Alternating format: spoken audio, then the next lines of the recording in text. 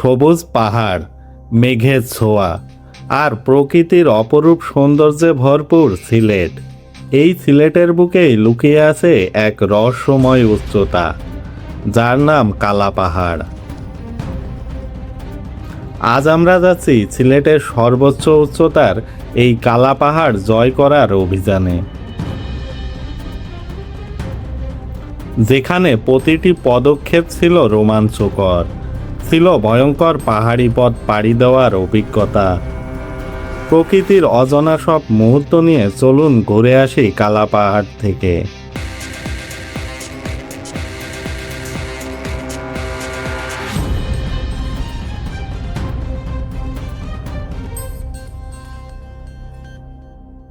ভগবানের লাখ লাখ শুক্রিয়া যে বাচ্চা আছি এখন। বাচ্চা যদি নিচে যাইতে পারি আলহামদুলিল্লাহ।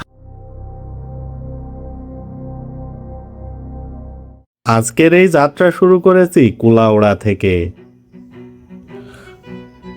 অবশ্য এই পাহাড়ে আসার জন্য বাংলাদেশের যে কোনো প্রান্ত থেকে প্রথমেই আসতে হবে মৌলভীবাজার জেলার এই কুলাউড়া উপজেলায়।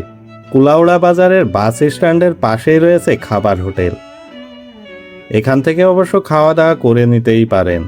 আর হ্যাঁ, অবশ্যই ভোরে সূর্য ওঠার আগেই যাত্রা শুরু করার চেষ্টা করবেন, কারণ পথ এবং সময়ের দূরত্ব অনেক বেশি। যাই হোক, এই বাস স্ট্যান্ড থেকে 300 টাকা দিয়ে আমরা একটি সিএনজি রিজার্ভ করে নিই। এই পর্যায়ে আপনারা কুলাউড়া থেকে রবির বাজার আর রবির বাজার থেকে সিএনজিতে করে আসতে পারেন আসকরাবাদ কর্মধা চৌমুনা পয়েন্টে, যেখানে জন প্রতি খরচ হবে 60 টাকা করে। মূলত এইখান থেকেই আমাদের হাইকিং শুরু হবে। তো আমরা এখন আছি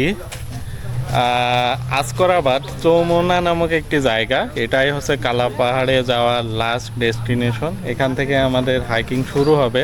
তো আমরা আসছি হচ্ছে কুলাউড়া থেকে রবির বাজার, রবির বাজার থেকে আসকরাবাদ, এই কর্মধা নামক এই চৌমুনার এই জায়গাটায়। এটা হচ্ছে এখানে ছোট পরিসরে একটা বাজার আছে। এখান থেকে আপনারা মোটামুটি কিছু কেনাকাটা, পানি বা হালকা খাবার দাবার এখানে পেয়ে যাবেন। এখান থেকে নিয়ে আপনারা পাহাড়ের দিকে অগ্রসর হতে পারবেন।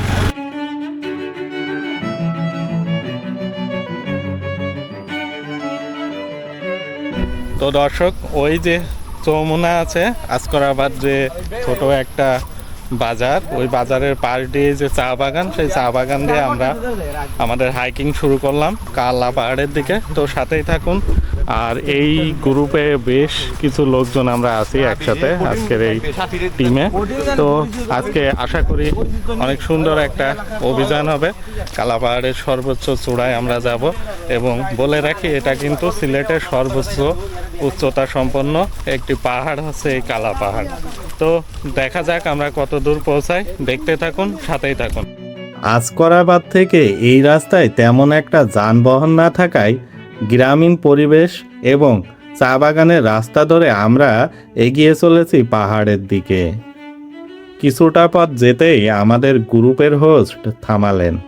শান্ত কণ্ঠে তিনি বলতে শুরু করলেন এই জায়গার গল্প, নিয়ম আর সতর্কতা। আশা করি আমরা সবাই মিলেমিশে উঠবো। আর সামনে একটা পাড়া আছে পেগুনছড়া ফোনজিতে, এমন কোনো তাদের সাথে এমন কোনো ব্যবহার করা যাতে তাদের খারাপ লাগে। আরও যদি একটু জানাই আপনাদের, কুলাউড়া শহর থেকে এই কালা পাহাড়ের দূরত্ব আনুমানিক 35 কিলোমিটারের মতো। আর আমরা যেহেতু হাইকিং করছি, তো হেঁটে হেঁটে যাচ্ছি। সামনেই আছে বেগুনছড়া, ওইখানে মূলত একটা আদিবাসী সম্প্রদায়ের লোকজন আছে। তো সেখানে আমরা যাব। তো সাথেই থাকুন আর দেখতে থাকুন আজকের ব্লগ। এখানে কতটুকু আছে পান? এইখানে আছে 30,000 টাকার পান আছে এইটুকু, তাই না? ওই যে আপনারা ওই পুঞ্জির ভিতরে আছে, তাই না? ওখান থেকে নিয়ে আসলেন। আর বিক্রি করবেন কোথায়? এই কুলাউড়া বাজারে? না, রবি বাজার। রবির বাজার। আচ্ছা দাদা, ঠিক আছে। সামনে কিন্তু আমরা একটা পাহাড় পেয়ে গেছি। এই পাহাড়ের উপরে আবার আমাদের একটু হাইকিং করা লাগবে। এই পাহাড়ের উপরে ওঠা কিন্তু খুবই কষ্টের কাজ। আর ঘটনা যেটা হয়েছে, গতকাল একটু ঘুম কম হয়েছে, কম মানে হয়নি, এই কারণে একটু ফিজিক্যালি আনফিট লাগছে।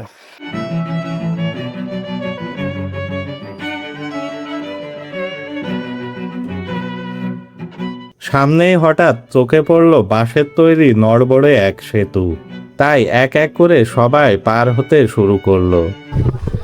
তো দর্শক, কালা পাহাড়ে যেতেই এই ধরনের একটা ঝিরি পাওয়া যায়। এই ঝিরির কিন্তু উপরে রয়েছে এই ধরনের বাঁশের একটা সাঁকো।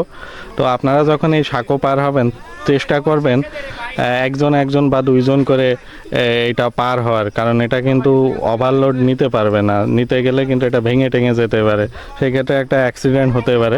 কারণ সাঁকোটা ইতিমধ্যেই আমি দেখতে পাচ্ছি ক্ষতিগ্রস্ত। তো সেই ক্ষেত্রে একটু খেয়াল রাখবেন আপনারা। তো আমরা ঝিরি দেখতে পাচ্ছি, ঝিরির দুধারে উঁচু উঁচু পাহাড় আর গাছগাছালিতে ভরপুর। আর আমি যতটুকু জানি এই গাছগুলো হচ্ছে আকাশমণি গাছ। এইগুলো এই অঞ্চলের এই গাছগুলো কিন্তু খুবই জনপ্রিয়, কারণ এই গাছগুলো দিয়ে আসবাবপত্র তৈরি হয় এখানকার। নিচে ঝিরির জল আর তার উপর নড়বড়ে সেতু বেয়ে সবার শেষে আমি পার হলাম। দীর্ঘ এই পথে রয়েছে অনেক রহস্য, তাই পুরো ভিডিওটি দেখতে থাকুন। কালা পাহাড়ে যেতে যে ঝিরির উপরে আমরা সাঁকোটা পেলাম, এই সাঁকোটা কিন্তু অনেকটাই ক্ষতিগ্রস্ত। আশা করি এই পাশে আরও অনেক লোকজন আছে, তাদেরও এই সাঁকোটায় চলাচল করতে দুর্ভোগ পোহাতে হয়। তো আমি এখানকার স্থানীয় যে প্রশাসন বা এখানকার স্থানীয় যে কর্তৃপক্ষ আছে তাদের দৃষ্টি আকর্ষণ করব যে আপনারা এই সাঁকোটা মেরামত করে দেওয়ার জন্য। এতে করে এখানকার লোকজনের যেমন সুবিধা হবে, এছাড়া যে পর্যটক এখানে আসে তাদের জন্য এটা সুবিধাজনক হবে। না হলে যে কোনো সময় কিন্তু একটা বড় ধরনের দুর্ঘটনা ঘটেও যেতে পারে।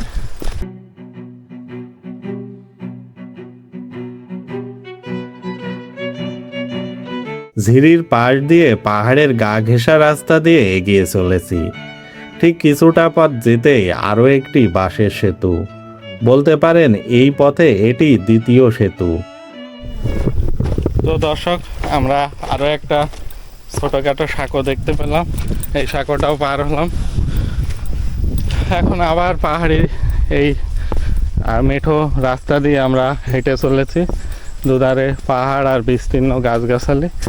আর এই পাহাড়গুলোর ভিতরে কিন্তু কোনো চা বাগান আমি দেখতে পাচ্ছি না। তো আমরা এই বনের ভিতরেই কিন্তু একটা বিলবোর্ড দেখতে পাচ্ছি, লেখা আছে এখানে যে এটা একটা স্বল্পমেয়াদী সামাজিক বনায়ন। বনের পরিমাণটা আছে 10 হেক্টর। এখানে বিভিন্ন ধরনের গাছগাছালি আছে। তো এটা হচ্ছে নলডরি বিট কুলাউড়া রেঞ্জ। তো আমরা আছি এখন নলডরির ভিতরে, আর আমরা আরও সামনের দিকে অগ্রসর হচ্ছি। পথটা কিন্তু যথেষ্ট পরিশ্রম করে করে আমাদের সামনের দিকে এগোতে হচ্ছে। এটা কিন্তু আমাদের তৃতীয় নম্বর সাঁকো আমরা এখন পার হচ্ছি। নিচে কিন্তু অনেকটাই খাদ, আর এই শাখাগুলো খুবই নড়বড়ে অবস্থায় আছে।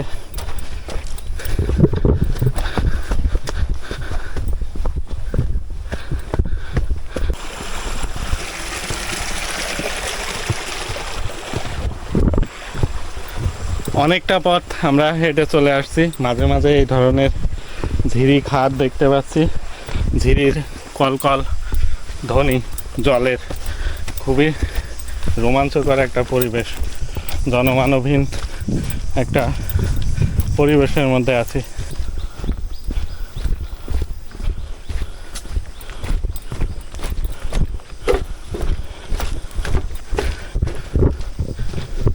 এ পর্যন্ত মোটামুটি 5টা বাঁশের সাঁকো পার হয়ে গেছে। এটা খুবই চ্যালেঞ্জিং একটা ব্যাপার, কারণ এখানে কিন্তু গাড়ি আসার কোনো ওয়ে নাই। এখানে আসতে হলে একমাত্র পথ হচ্ছে পায়ে হেঁটে আসা। তো আমরা সামনে যতদূর দেখতে পাচ্ছি শুধু পাহাড়, বন, জঙ্গল, মাঝে মাঝে কিছু গরু দেখতে পাচ্ছি, বা এগুলো পাহাড়ি গরু।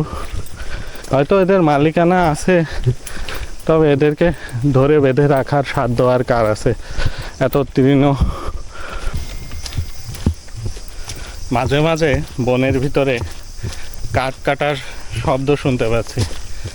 তো যে বিষয়টা, এর ভিতরে হয়তো এগুলো অন্যায়, তো তাই সবারই বেড়ে ওঠার অধিকার আছে। যেহেতু এটা বন, এই বনটা উজাড় না করাই আমাদের জন্য মঙ্গলজনক। আর এই কাঠগুলো না কাটাই অতি উত্তম হবে। তো অনেক শব্দ শুনতে পাচ্ছি। এটা হচ্ছে 7তম কাঠের সেতু।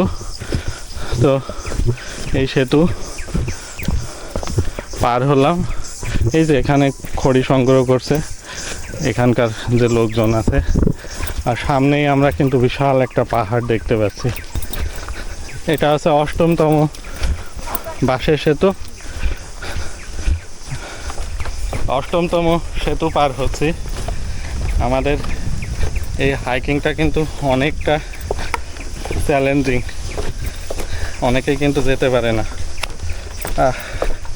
মশারও উৎপাত আছে এখানে। ভাই, হ্যালো, কোথায় নিয়ে যাচ্ছেন? এই বেগুনছড়া? এই ডিম কি কোথা থেকে নিয়ে আসলেন? ওই রবির বাজার? বাবা বাবা বাবা, আপনার বাসা কোথায়? ওইখানে বাসায় ও আজকরাবাদ। এখানে কি এই দোকান টোকান আছে না কাউকে ডেলিভারি দেবেন? না, ডেলিভারি দিন। ডেলিভারি বেসবো। কত টাকা আপনার দেবে? আলি তো 60 টাকা হবে। হালি হচ্ছে 60। এত কষ্ট করে নিয়ে আসছেন, অনেক পরিশ্রম কিন্তু। কিছু না পাইলে কি করবো? তাই তো এগুলো আপনার টাকাই কেনা, আপনি নিয়ে যাও বেগুন ছড়াই দিবেন। হালি হচ্ছে 60 টাকা, তাই তো? তো যাই হোক, এখানে কিন্তু বাইরে হয়তো বাজারে ডিমের হালি হচ্ছে 40 টাকা, এখানে 60 টাকা। এটা তুলনামূলক কমই, কারণ এখানে আসার কিন্তু কষ্ট আছে, যাতায়াত ব্যবস্থা নাই বললেই চলে, পায়ে হাঁটা ছাড়া। তো সেই ক্ষেত্রে এখানকার যে একটা গোষ্ঠী আছে, তারা কিন্তু তাদের তো খাদ্য লাগে। তো এখানকার এই যে আশেপাশের লোকজন আছে, তারা এই খাদ্যগুলো এখানে সরবরাহ করে, বিনিময়ে কিছুটা বেশি দামে এখানে বিক্রি করে সেগুলো। তো এই হচ্ছে অবস্থা। সত্যি অনেক পরিশ্রমের ব্যাপার। এখানে যারা খাদ্যগুলো দিয়ে আসে, ওই যে ওনাকে দেখছিলাম, উনি ডিম নিয়ে টুকটুক টুকটুক করে হেঁটে হেঁটে বেগুন ছড়ার দিকে যাচ্ছে। আপনার কষ্ট হয়ে যায় না? যে ভাই খুব কষ্ট। হ্যাঁ, দিনে কয়বার আসেন এইভাবে? দিনে তো বাড়িতে 700-800 টাকা রুজিবার হয়। 700-800 টাকা হয়ে যায় একবারই? একবার 300 ডিম বেছে। এখানে কত ডিম আছে? 300 আনছি 10 ক্যারেট। ও আচ্ছা আচ্ছা, বুঝছেন ভাই, 10 ক্যারেট আনিয়া 10 ক্যারেট তো 300। ওকে, এখানে দোকানে দেন না বাড়ি বাড়ি দেন? ঘরে ঘরে ঘরে ঘরে। ও আচ্ছা আচ্ছা, আশেপাশে তো দোকান নাই, তাই না? ভাই বুঝতে পারছি। তো যাই হোক, এটা কিন্তু অনেকটা কষ্টের ব্যাপার। তো আপনারা দেখতে থাকুন, আরও সামনের দিকে আগায় কি কি আসে আমার চোখের সামনে, সবই আপনাদের দেখাতে থাকি। সময় 11:45, আর এখন আমরা এই যে বিশাল বিশাল সিঁড়ি দিয়ে উপরের দিকে উঠছি। আর এই পুঞ্জিটার নাম হচ্ছে বেগুনছড়া পুঞ্জি। এই পুঞ্জির যে আদিবাসীরা আছে, এদের মূল পেশা হচ্ছে পান সুপারি। আর এখানে কিন্তু যাতায়াত তাদের খুবই কষ্টের ব্যাপার। আমি জানি না এরা শহরের ভিতরে যায় কি না, অনেকটা কষ্টের। তো আমরা এই সিঁড়ি পেরিয়ে ওই পুঞ্জিতে উঠছি। তো এই পুঞ্জিতে যারা বসবাস করে, এদের ধর্ম আছে খ্রিস্টান। আর এখানে একটা চার্চ থাকবে। তো অনেকগুলো সিঁড়ি পেরিয়ে আমরা এই পুঞ্জিতে উঠলাম। পুঞ্জির ঘরগুলো আধুনিক মানের ঘর, ইট বালু দিয়ে তৈরি। এই হচ্ছে ব্যাপার।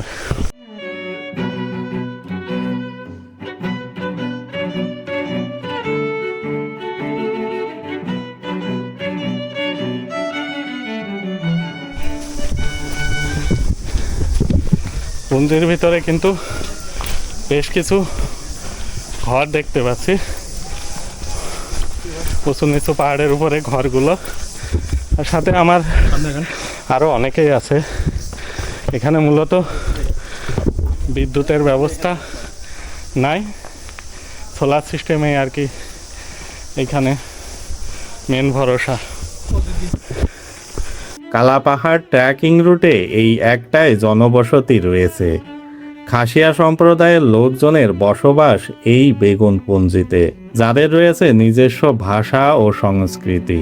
যদিও ট্রাভেলারদের কাছে এই পুঞ্জিটি একটি গুরুত্বপূর্ণ স্টেপ, কারণ এইখানেই কিছুটা সময় রেস্ট নিতে পারেন।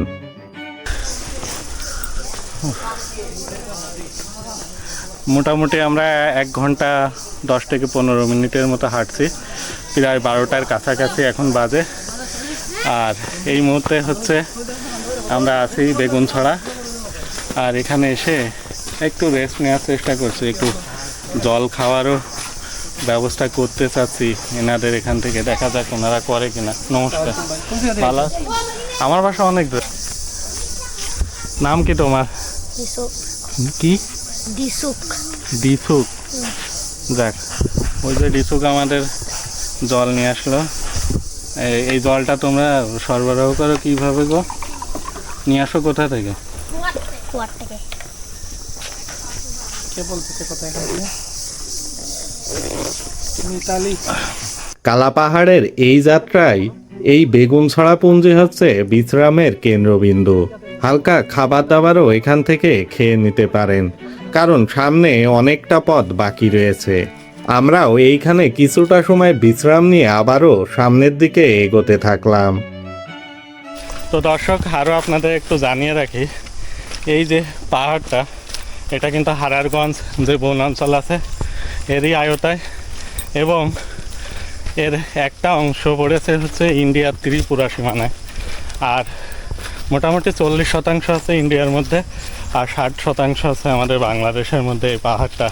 অর্থাৎ আমরা কিন্তু ত্রিপুরা এবং মৌলভীবাজারের যে রবির বাজার কুলাউড়া আছে, ঠিক তার শেষ সীমানায় আছে এখন।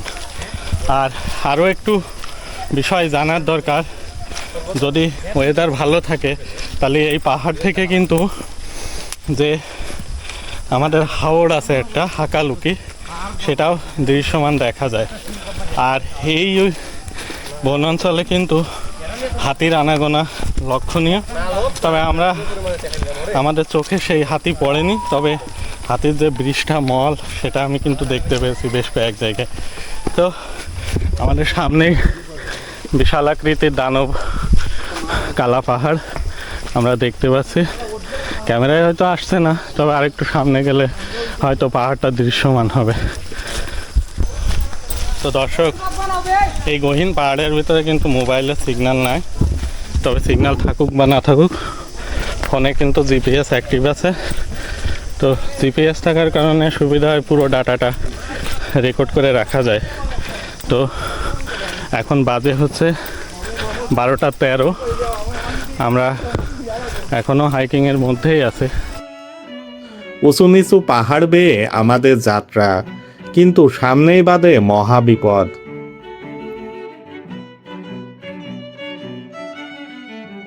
বৃষ্টির কারণে এই রাস্তাগুলো এখন পিচ্ছিল, আর এই কারণে কিন্তু খুবই সতর্কতার সাথে পা ফেলা লাগবে, না হলে কিন্তু একবারে খাদের নিচে।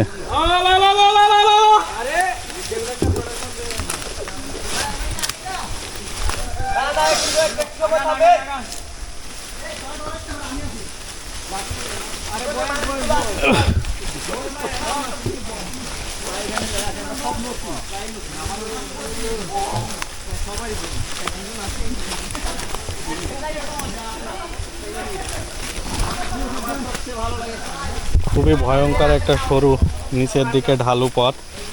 এই পথটা অতিক্রম করতে পারলে আবার উপরের দিকে ওঠা লাগবে, মানে এক কথায় মাথা নষ্ট একটা পরিবেশ। আস্তে আস্তে।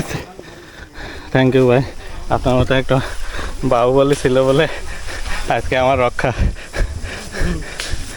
যাই হোক, এই পথগুলোতে কিন্তু জোকের উৎপাত থাকে, এদিকে একটু সতর্ক থাকবেন। আর যেহেতু টিমে আছি, সামনে অনেক লোক আছে, সামনের দিকে রয়েছে, এই পথটা হচ্ছে সব থেকে ডেঞ্জার পথ। সবাই অনেক এক্সাইটেড বিকজ সবাই অনেকটা কাছে চলে আসছে কালা পাহাড়ের সর্বোচ্চ চূড়ায়। মেন কথা হচ্ছে এক পাহাড়ে উঠছি, আর এক পাহাড়ে নামছি, উঠছি নামছি, এইভাবেই আর কি প্রায় 1 ঘন্টার মতো আমাদের কেটে গেল। তো এই জায়গা থেকে তো খুবই আমি হতাশ হয়ে গেলাম। এই ধরেন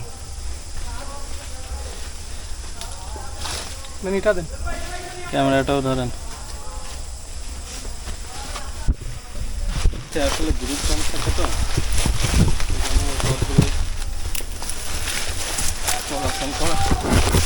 একটু কথা না জানি। তো পয়সা নেই, ভাই তুলেন তুলেন নাকি একটু? ঠিক আছে ভাই,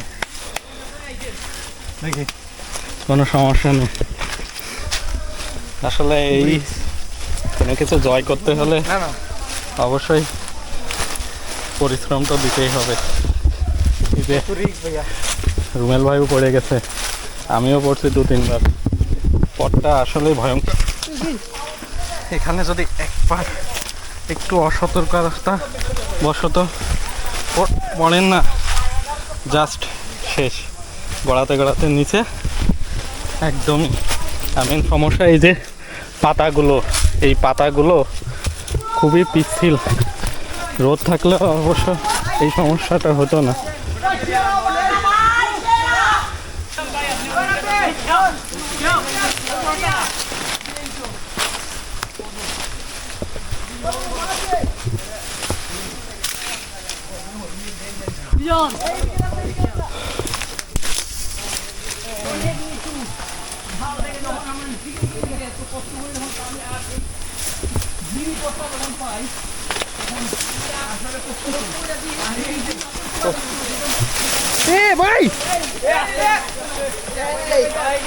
সবাই পড়ে যাচ্ছে, একজনের সবাই নিচে পড়ে যাচ্ছে। তো পয়সা নেই।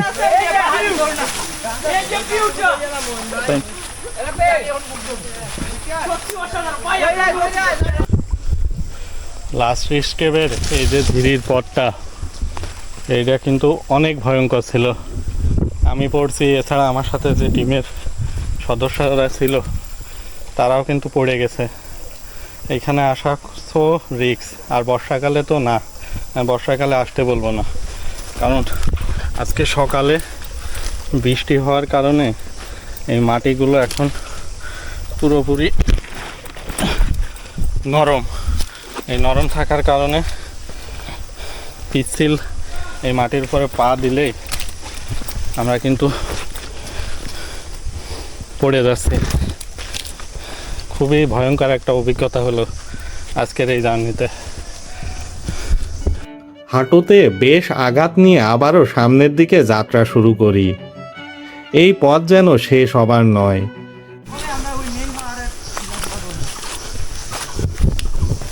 তো দর্শক, আমার সামনে যে পাহাড়টা দেখতে পাচ্ছেন ওইটাই হচ্ছে কালা পাহাড়। এখনো আমাদের ওই যে অনেকটা পথ হেঁটে এটা আবার উপরে ওঠা লাগবে। এটাও একটা পাহাড় ছিল। এইভাবে প্রায় 4 থেকে 5টা পাহাড় উঠানামা করছি, এখনো পৌঁছাতে পারলাম না। এরপর আবার ব্যাক করতে হবে। জানি না কপালে আজ কি শনি আছে। দর্শক, এখানে আপনারা যে মলটা দেখতে পাচ্ছেন এটা হচ্ছে হাতির মল। এই পাহাড়ের ভিতরে বন্য হাতি আছে, আর যদি কোনোভাবে আক্রমণ করে তাহলে এখান থেকে বেঁচে ফেরা অসম্ভব আমাদের। শরীরে ক্লান্তি যেন গভীরভাবে চেপে বসেছে। এরই মধ্যে আমাদের গ্রুপের বেশ কয়েকজন অসুস্থ হয়ে পড়ে। তবে এই সময় আমাদের সাথে কঠোর মনোবল ধরে রাখা ছাড়া আর কোনো কিছুই অবশিষ্ট ছিল না। তো দর্শক, আমার সামনে যেটা দেখতে পাচ্ছেন ওটাই হচ্ছে সেই কালা পাহাড়ের সর্বোচ্চ উচ্চতা। লিটারালি আমরা সবাই অনেক ক্লান্ত। আমি যে কথা বলবো এমন কোনো পরিবেশও নাই।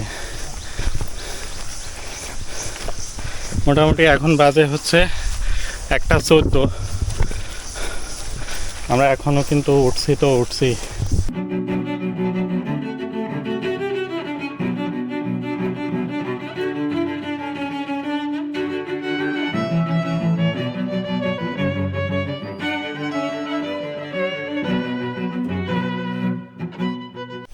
এখন আছি দর্শক কালা পাহাড়ের সর্বোচ্চ চূড়া, আর আমরা যাচ্ছি একটু ভিউ পয়েন্টে, যেখান থেকে খুব সুন্দরভাবে দৃশ্যগুলো উপলব্ধি করা যায়।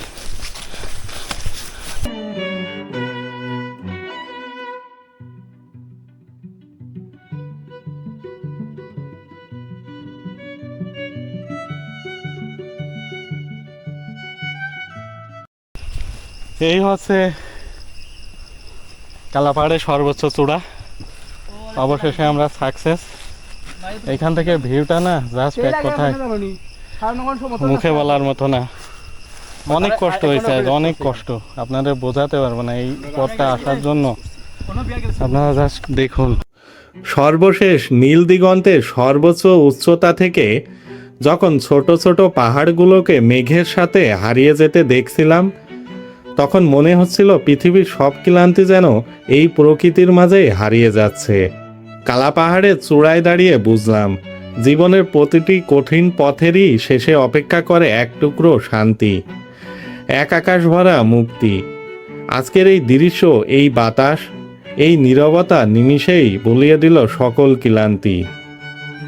ভিউ পয়েন্টে তেমন কিছু না থাকলেও ছিল একটি বৃহৎ আকৃতির পাথরের খণ্ড অংশ। তবে কিছুটা সময় নীরবে এই প্রকৃতি শান্ত মনে অনুভব করতে পারেন।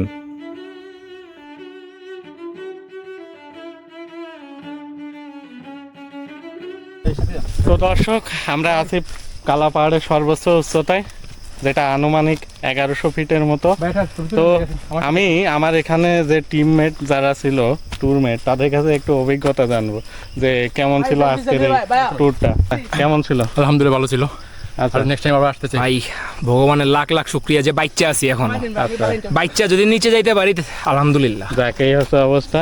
তোমার কি অবস্থা বল? ভাই আপনাদেরকে অনুরোধ করবো এখানে যাতে না আসেন ভাই, সবাই আসেন। প্লিজ কেন আইসেন না। সবাই আমার নাম্বার দিয়ে দিতে ভাই আপনার কি ফার্স্ট অফ অল অনুভূতি বলেন? কালা পাহাড় হচ্ছে কুলাউড়ার মধ্যে, কিন্তু আমরা কুলাউড়া থেকেও কোনোদিন আসিনি, আসার দরকার নাই। আর আমাদের যদি এক্সপিরিয়েন্স ওভারঅল বলি তাহলে খুবই হ্যাট্রিক। মানে আপনারা যারা অন্যান্য কাজে আছেন, আপনাদের কাজ মনোযোগ দিয়ে করুন, ট্রাভেলার হয়েন না। ভাই, কালা পাহাড়ে আসার জন্য আসলে দুর্দান্ত লেভেলের একটা স্ট্যামিনা না থাকলে এখানে আসার প্রয়োজন নেই। প্রচুর গভীরে এটা। আর মেন সমস্যা আছে বেশ কয়েকটি, প্রায় 5-6টি উঁচু উঁচু পাহাড় ট্রেকিং করে এখানে আসতে হয়। শেষ পর্যায়ে যখন এইখানে আসা হয়, অনুভূতি অন্য লেভেলের থাকে, কিন্তু আসলে শরীরে আর কুলায় না। তো এই জায়গাটা হচ্ছে সর্বোচ্চ উচ্চতায় আমরা আছি। আমাদের ট্যুরে আরও প্রায় 30 জন মতো ছিল, সবাই একটু এলোমেলো হয়ে গেছে। আমরা এই গ্রুপে এখন মোটামুটি 6 জন মতো আছি। তো এই হচ্ছে অবস্থা।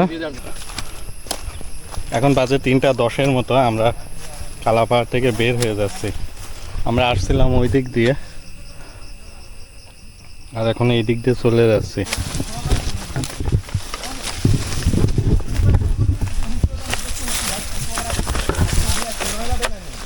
এই রাস্তাগুলি পুরোপুরি একটা জরাজীর্ণ।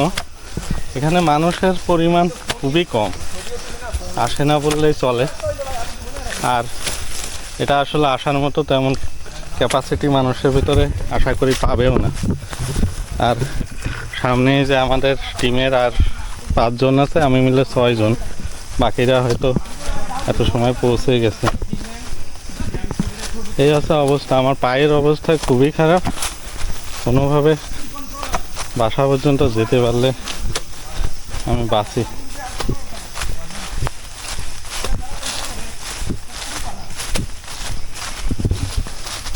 মাঝে মাঝে কিছু কিছু বোতল দেখতে পাচ্ছি, হয়তো এখানে যারা টুরিস্ট আসছে তারা হয়তো এই বোতল ব্যবহার করছে। আমার কাছে কোনো জল নেই, এটাই হচ্ছে সব থেকে বড় চ্যালেঞ্জ। যেহেতু আমি চলে যাচ্ছি এখন, এই চ্যালেঞ্জটা মোকাবেলা করতে পারলে আশা করি বাঁচি। আর এটা পুরো একটা বাঁশ বাগানের ভিতর দিয়ে আমরা যাচ্ছি। কালাপাহাড় থেকে ফেরার পথ আমার কাছে তুলনামূলক সহজ মনে হয়েছে। আপনারা চাইলে এই পথ ব্যবহার করেও আসতে পারেন। এই পথে রয়েছে পাহাড়ি ঝিরি, ঝর্ণা, তাই এই পথটা উপভোগ করতে পারেন। যাক, খুব ভালো। আপনাদের বাজারঘাট কিভাবে করেন দাদা? ওই যে সামনে যে বাগান দিকে আসছেন আপনারা, হ্যাঁ, আমরা এইখান থেকে ওইখান পর্যন্ত হাঁটিয়ে যাওয়া লাগে।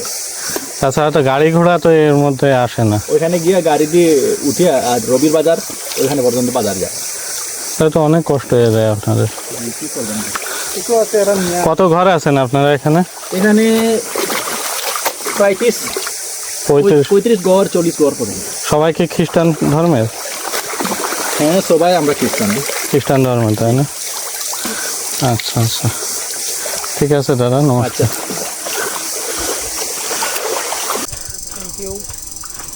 ও নাম আছে বুই। বুর সাথে কিছুক্ষণ আগে পরিচিত হলাম। এই দাঁড়াও দাঁড়াও, শোনো, তোমার বাসায় বলো যে আপনারা আবার আসবেন আমাদের বাড়িতে বেড়াতে, বলো। আরো কাছে এসে বলো, কাছে এসে বলো।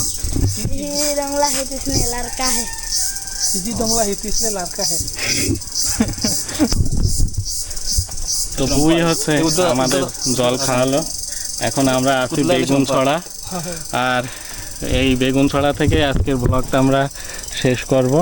তো এখন মোটামুটি বাজে হচ্ছে 5টা 2।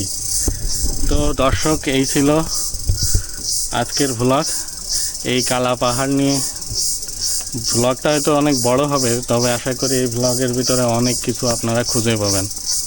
তো দেখা হবে নতুন কোনো ভিডিওতে। সে পর্যন্ত ভালো থাকবেন, সুস্থ থাকবেন।